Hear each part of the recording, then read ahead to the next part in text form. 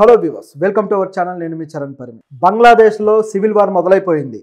Yes, ఎప్పుడు కూడా civil war అంటే మనకు ఇటు మధ్య ఆసియా దేశాలే గుర్తొస్తాయి. యెమెన్ కావచ్చు, అలాగే గడాఫీని అలాగే సివిల్ వార్లోనే చంపేశారు. అలాగే ఇరాన్లో కావచ్చు, సద్దాం హుస్సేన్ చంపేసిన సంఘటనలు కానీ ఇవన్నీ కూడా ఆయా దేశాల్లో వచ్చిన సివిల్ వార్ల వల్ల జరిగినవే. సో ఆ సామాన్య ప్రజలే వాళ్ళకు కావాల్సిన హక్కులను కాపాడుకోవడం కోసం ప్రభుత్వాన్ని, సైన్యాన్ని ఎదిరించి పోరాడిన పరిస్థితుల్ని మనం సివిల్ వార్ అంటాం. సో ఈ సివిల్ వార్లో ఇప్పుడు మధ్యాసియాలో కొన్ని జరుగుతూనే ఉన్నాయి, కొన్ని అయితే సద్దుమణిగాయి. అక్కడ పరిస్థితి అలా ఉంటే మన సబ్ కాంటినెంట్లో కూడా, ఇండియన్ సబ్ కాంటినెంట్లో కూడా సివిల్ వార్ మొదలైపోయింది. అది కూడా బంగ్లాదేశ్లో.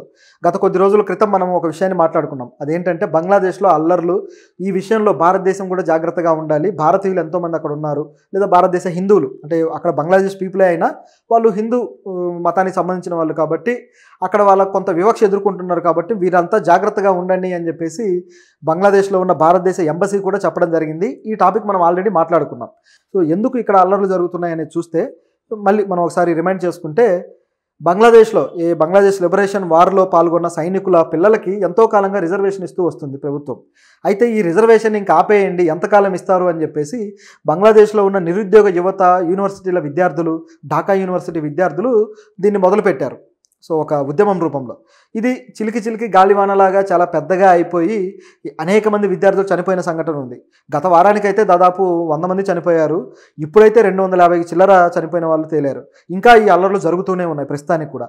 అయితే దీంట్లో అతిపెద్ద సంఘటన ఏంటంటే, ఈ అల్లర్ల కారణంగా బంగ్లాదేశ్ ప్రధానమంత్రి షేక్ హసీనా గారు రాజీనామా చేసి పారిపోయారు. సో పాకిస్తాన్లో ఎలాగైతే ఇలాంటివి జరుగుతూ ఉంటాయో అదే పద్ధతిలో బంగ్లాదేశ్లో జరిగింది. సో బంగ్లాదేశ్ని పాకిస్తాన్ సోదర దేశం అని కూడా అంటుంటాం. నిజానికి బంగ్లాదేశ్కి ఇండియాకి మంచి సంబంధాలు ఉన్నాయి. అది ఇండియాలోని భాగమే అని గత చరిత్రలో అందరికీ తెలిసిందే. అయితే ఇప్పుడు మరి ఆ దేశంలో పాకిస్తాన్ తరహా లక్షణాలు కనపడడానికి కారణం ఏంటి? ఎందుకు ఈ విధంగా తయారైంది? దీని వెనక ఎవరున్నారు అనే ప్రశ్నలు అయితే బయలుదేరాయి. షేక్ హసీనా గారు అయితే ఈ మొత్తం ఉద్యమం జరిగి మొత్తం విద్యార్థులంతా రోడ్ల మీదకి వచ్చి ఒకరినొకరు దాడులు చేసుకోవడము, ఇట్లా ప్రభుత్వ ఆఫీసుల్లోకి వచ్చి దాడులు చేయడము, చివరికి ప్రధానమంత్రి ఆఫీసులోకి వచ్చి కూడా దాడులు చేసేసరికి వీళ్ళందరినీ ఆవిడ టెర్రరిస్టులు అనేశారు. అంటే ఆవిడ అన్నదే అలా కొంచెం మిస్ఇంటర్ప్రిటేషన్ జరిగింది. సో ఆవిడ ఏమన్నారంటే, దాడులు చేసే వాళ్ళంతా తీవ్రవాదులు, వాళ్ళు విద్యార్థులు కాదు అన్నారు. సో దాంతో విద్యార్థులను తీవ్రవాదులు అన్నట్లుగా కన్వే అయిపోయింది మ్యాటరు. దాంతో వాళ్ళకి ఇంకా తిక్కరేగింది. సో ఆవిడ ఆఫీస్లో కూడా దాడి చేసేసరికి ఆవిడ ఇక ఎలా దీన్ని తిప్పికొట్టాలో అర్థం కాక ఆవిడ పారిపోయారు. అప్పటికే కొన్ని నిబంధనలు కూడా పెట్టారు. ఆ 4G ఇంటర్నెట్ను ఆ ప్రాంతాల్లో బ్యాన్ చేయడం కావచ్చు, ఆ ఢాకాలో కావచ్చు, ఇట్లా. అలాగే భారతదేశం మీద కూడా కొద్దిగా భారతీయుల మీదకి ఇది టర్న్ అయింది. సో భారతీయుల మీదకి ఏం జరిగిందంటే, ఢాకాలో ఉన్న ఒక కాళికామాత ఆలయానికి సంబంధించిన ఒక పూజారిని, అలాగే కొంతమంది వ్యక్తుల్ని, భారతీయుల్ని వీళ్ళు దాడి చేసి చంపేశారు. ఆయన పేరు ఐ థింక్ హరగోపాల్ సంథింగ్. అది ఆ వ్యక్తి మీద దాడి చేసి చంపేసి తర్వాత మిగతా ఏవైతే టెంపుల్స్ ఉన్నాయో ఆ టెంపుల్ల మీద దాడి చేయడానికి ప్రణాళికలు రచిస్తున్నారు. సో ఈ అల్లరి మూక వాళ్ళ హక్కుల్ని కాపాడుకునే స్థాయి నుంచి ఇది ఒక మతపరమైన అల్లర్లకు దారితీసింది. ఏమాత్రం సంబంధం లేని టాపిక్గా మారిపోయింది. వాళ్ళు బంగ్లాదేశ్లో ఉన్న హిందువులు కూడా బంగ్లాదేశీ పీపులే, వాళ్ళు ఆ దేశంలోనే ఉన్నారు కదా, ఆ దేశ ప్రజలే కదా, అక్కడే పుట్టి అక్కడే పెరిగిన వాళ్ళే. కానీ ఈ మతపరమైన వివక్ష అనేది బంగ్లాదేశ్లో ఎప్పటి నుంచో నడుస్తూ వస్తుంది. అనేక సార్లు భారతీయుల మీద దాడులు జరిగాయి. మనం గతంలో చెప్పుకున్న వీడియోలో కూడా భారతీయులు జాగ్రత్తగా ఉండాలి అని చెప్పేసి మనం అనుకున్నాం. సరిగ్గా 15 రోజులకి ఈ విధంగా జరిగిపోయింది. ఇంకా అనేక మంది భారతీయులు ఉన్నారు. సో వాళ్ళు ఇప్పుడు ఎటు పోవాలో అర్థం కాని పరిస్థితుల్లో పడ్డారు. అయితే మన దేశంలో కొంత అవకాశం ఉంటుందనుకోండి అలాంటి వాళ్ళు రావడానికి. మామూలుగా రోహింగ్యాలు ఇలాంటి వాళ్ళని అయితే రానివ్వరు, కానీ వేరే దేశాల్లో ఉన్న హిందువులు రానివ్వడానికి మన దేశం ఒక చట్టం కూడా చేసింది.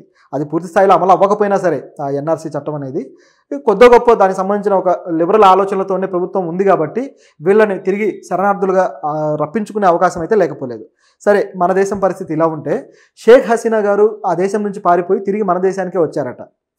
ఆవిడ మన దేశంలో తలదాచుకున్నారు. సో ఇప్పుడు బంగ్లాదేశ్ పరిపాలన అంతా కూడా సైన్యం చేతుల్లోకి వెళ్ళిపోయింది. ఎలాగైతే పాకిస్తాన్లో గతంలో ఇట్లాగే ప్రధానమంత్రిని అరెస్ట్ చేసి తర్వాత ముషారఫ్ సైన్యం చేతుల్లోకి తీసుకున్నాడు, ఆ తర్వాత మళ్ళీ గతంలో కూడా మొన్న జరిగిన దాంట్లో కూడా ఇమ్రాన్ ఖాన్ని అరెస్ట్ చేసి జైల్లో పెట్టి తర్వాత సైన్యం ప్రాతినిధ్యంతోనే ప్రభుత్వం నడిపిస్తూ ఉన్నారో ఒక డమ్మీని పెట్టి. సో అదే పద్ధతిలో ప్రస్తుతం ఇప్పుడు ఇక్కడ జరుగుతూ ఉంది బంగ్లాదేశ్లో. చూస్తూ ఉంటే బంగ్లాదేశ్ కూడా ఇలా పాకిస్తాన్ లాగా మారిపోతుందా, ఒక అనిశ్చిత దేశంగా మారుతుందా అనే డౌట్లు అయితే వస్తున్నాయి. సో మరి ఏం జరుగుతుందో చూడాలి. సో ఎందుకు ఇక్కడ అల్లర్లు జరుగుతున్నాయి అనేది చూస్తే మళ్ళీ మనం ఒకసారి రిమైండ్ చేసుకుంటే, బంగ్లాదేశ్ లిబరేషన్ వార్లో పాల్గొన్న సైనికుల పిల్లలకి ఎంతో కాలంగా రిజర్వేషన్ ఇస్తూ వస్తుంది ప్రభుత్వం. అయితే ఈ రిజర్వేషన్ ఇంకా ఆపేయండి, ఎంతకాలం ఇస్తారు అని చెప్పేసి బంగ్లాదేశ్లో ఉన్న నిరుద్యోగ యువత, యూనివర్సిటీల విద్యార్థులు, ఢాకా యూనివర్సిటీ విద్యార్థులు దీన్ని మొదలుపెట్టారు. సో ఒక ఉద్యమం రూపంలో ఇది చిలికి గాలివానలాగా చాలా పెద్దగా అయిపోయి అనేక మంది విద్యార్థులు చనిపోయిన సంఘటన ఉంది. గత వారానికైతే దాదాపు 100 మంది చనిపోయారు. ఇప్పుడైతే 250 చిల్లర చనిపోయిన వాళ్ళు తేలారు. ఇంకా ఈ అల్లర్లు జరుగుతూనే ఉన్నాయి ప్రస్తుతానికి కూడా. అయితే దీంట్లో అతిపెద్ద సంఘటన ఏంటంటే ఈ అల్లర్ల కారణంగా బంగ్లాదేశ్ ప్రధానమంత్రి షేక్ హసీనా గారు రాజీనామా చేసి పారిపోయారు. సో పాకిస్తాన్లో ఎలాగైతే ఇలాంటివి జరుగుతూ ఉంటాయో అదే పద్ధతిలో బంగ్లాదేశ్లో జరిగింది. సో బంగ్లాదేశ్ని పాకిస్తాన్ సోదర దేశం అని కూడా అంటుంటాం. నిజానికి బంగ్లాదేశ్కి ఇండియాకి మంచి సంబంధాలు ఉన్నాయి. అది ఇండియాలోని భాగమే అని గత చరిత్రలో అందరికీ తెలిసిందే. అయితే ఇప్పుడు మరి ఆ దేశంలో పాకిస్తాన్ తరహా లక్షణాలు కనపడడానికి కారణం ఏంటి? ఎందుకు ఈ విధంగా తయారైంది? దీని వెనక ఎవరున్నారు అనే ప్రశ్నలు అయితే బయలుదేరాయి. షేక్ హసీనా గారు అయితే ఈ మొత్తం ఉద్యమం జరిగి మొత్తం విద్యార్థులంతా రోడ్ల మీదకి వచ్చి ఒకరినొకరు దాడులు చేసుకోవడము, ఇట్లా ప్రభుత్వ ఆఫీసుల్లోకి వచ్చి దాడులు చేయడము, చివరికి ప్రధానమంత్రి ఆఫీసులోకి వచ్చి కూడా దాడులు చేసేసరికి వీళ్ళందరినీ ఆవిడ టెర్రరిస్టులు అనేశారు. అంటే ఆవిడ అన్నదే అలా కొంచెం మిస్ఇంటర్ప్రిటేషన్ జరిగింది. సో ఆవిడ ఏమన్నారంటే దాడులు చేసే వాళ్ళంతా తీవ్రవాదులు, వాళ్ళు విద్యార్థులు కాదు అన్నారు. సో దాంతో విద్యార్థులను తీవ్రవాదులు అన్నట్లుగా కన్వే అయిపోయింది మ్యాటరు. దాంతో వాళ్ళకి ఇంకా తిక్కరేగింది. సో ఆవిడ ఆఫీస్లోకి కూడా దాడి చేసేసరికి ఆవిడ ఇక ఎలా దీన్ని తిప్పికొట్టాలో అర్థం కాక ఆవిడ పారిపోయారు. అప్పటికే కొన్ని నిబంధనలు కూడా పెట్టారు. ఆ 4G ఇంటర్నెట్ను ఆ ప్రాంతాల్లో బ్యాన్ చేయడం కావచ్చు, ఆ ఢాకాలో కావచ్చు. ఇట్లా నిజానికి బంగ్లాదేశ్ ప్రధాని చేసిన తప్పేంటంటే ఆవిడ వాళ్ళు రిజర్వేషన్లు అడిగిన తర్వాత ఎప్పుడైతే ఒక 10 మరణాల దాకా చోటు చేసుకున్నాయో అప్పుడే ఆవిడ డిసైడ్ అయ్యి వెంటనే వాళ్ళ రిజర్వేషన్ను తగ్గించేసి ఉంటే బాగుండేది. కానీ ఆ విధంగా చేయలేదు. లేదా కనీసం ఏ ఉద్యోగాల కోసం అయితే వాళ్ళు అడుగుతూ ఉన్నారో ఇమీడియట్గా నోటిఫికేషన్లు రిలీజ్ చేసినా బాగుండేది. ఆ పని కూడా ఆవిడ చేయలేదు. వాళ్ళని తీవ్రవాదులని ముద్రలు వేయడం కావచ్చు, ఎలాగైనా సరే కంట్రోల్ చేయాలని ఇంటర్నెట్ బ్యాన్ చేయడం. ఇంటర్నెట్ బ్యాన్ వల్ల కొంత కమ్యూనికేషన్ దెబ్బతింటుంది కాబట్టి ఈ గ్రూపులు, అల్లరి మూకలు ఇవన్నీ కూడా కలుసుకునే అవకాశం తగ్గుతుంది. అది కొంతవరకు నయమే. కానీ యూనివర్సిటీల పరిస్థితి ఏంటి? కొన్ని యూనివర్సిటీలు మూసేశారు.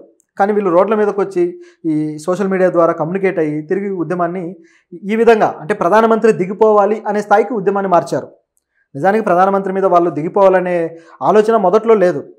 కానీ ఇది చిలికి గాలివాన్లాగా అయినట్టుగా ప్రధానమంత్రి దిగిపోవాలి అనే పరిస్థితికి వాళ్ళు తీసుకొచ్చారనమాట. ఇప్పుడు ఆవిడ దిగిపోయారు. మరి దీని వెనక నిజంగా సైన్యం ఏదన్నా పనిచేస్తుందా, సైన్యం హస్తం ఏమన్నా ఉందా అన్న డౌట్ కూడా ఉంది.